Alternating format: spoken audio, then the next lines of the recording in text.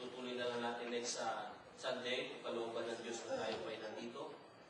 Amen? At kung bumalik na ang Panginoon, doon na lang natin tuloy. Pero hindi na ako kakapatid. Praise God. Hallelujah. Amen. 2 Corinthians chapter 2, verse 14, But the natural man received not the things of the Spirit of God, for they are foolishness unto him. Neither can he know them, because they are spiritual or spiritually discerned. Praise God. Now, kinakailangan yung nandoon yung reasonable o your reasonable, mga kapatid. Praise God. Now, ang nais na lang ng Panginoon dito, mga kapatid, praise God, ay yung ibigay natin yung lahat-lahat sa Kanya. Amen? That what God wants. Amen. Yan ang nais ng Diyos, mga kapatid, sa atin. Kung ikaw ay maglingkod ka na. Pero sa amin yun, iba yun.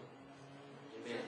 Praise God. Pag sinabi mo, maglingkod ka, Brad, iba sa amin yun, sa mga Bisaya. Iba yun. Maglingkod ka. Uupo talaga yan. Kasi lingkod sa amin, upo. Amen. No? Ang ibig sabihin nito, mga kapatid, praise God, hallelujah. Inumpisahan mo, tapusin mo. No retreat, no surrender. Amen. Wala pong duwag ng mga Kristiyano. Wala pong duwag, mga kapatid, na natanggap niya ang banal na Espiritu ng Diyos.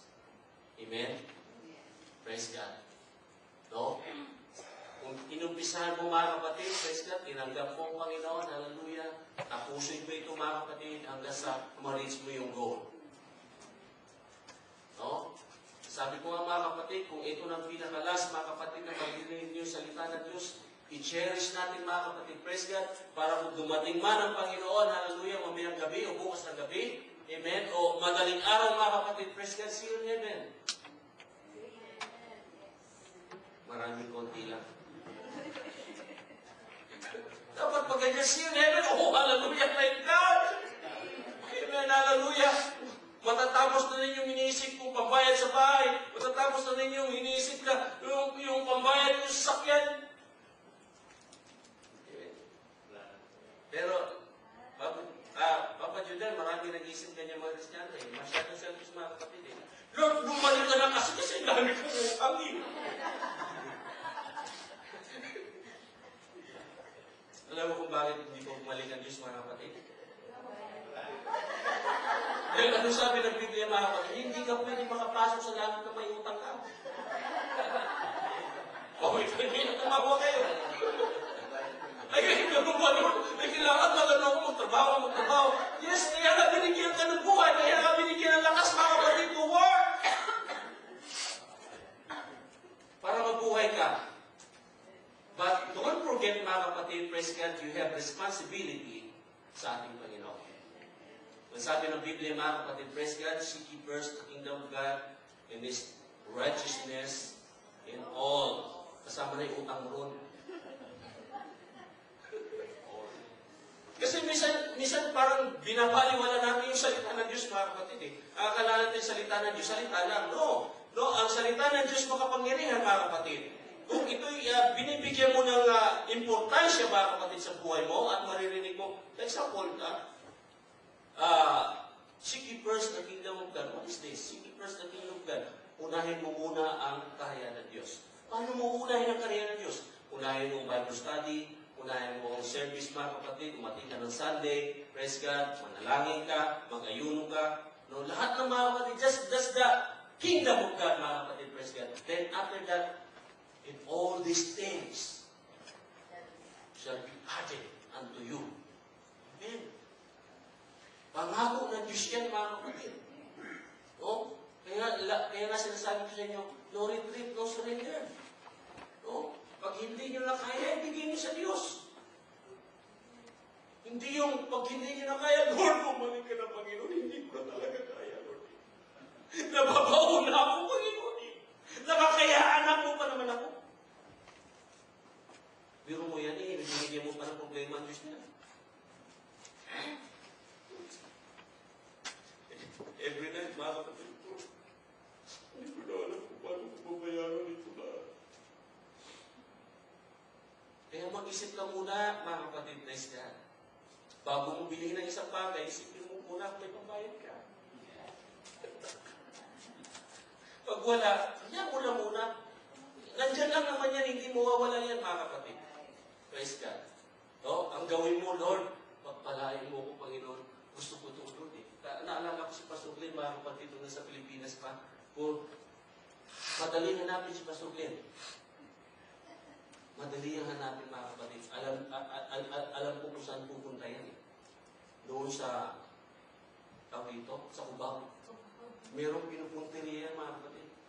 Every time nandun siya, pinapanalangin niya, mga kapatid, Lord, I want this, I want this. Praise God.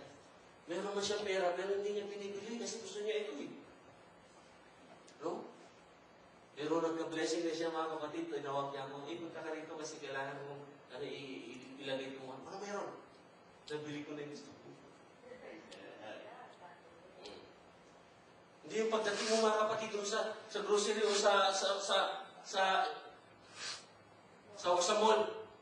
Ay, gusto ko ito. Ay, maganda ito. Wala akong pera. Ay, may credit card naman ako. Uy.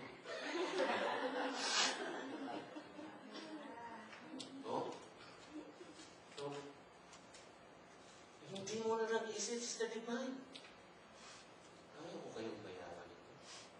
Asa ka na lang siguro kung may blessing na. Amen.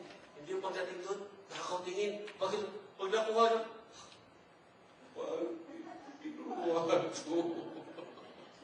parang kumuha ng adobe, ilagay mo sa bato mo. Ay, sa bato. Sa ulo mo. No?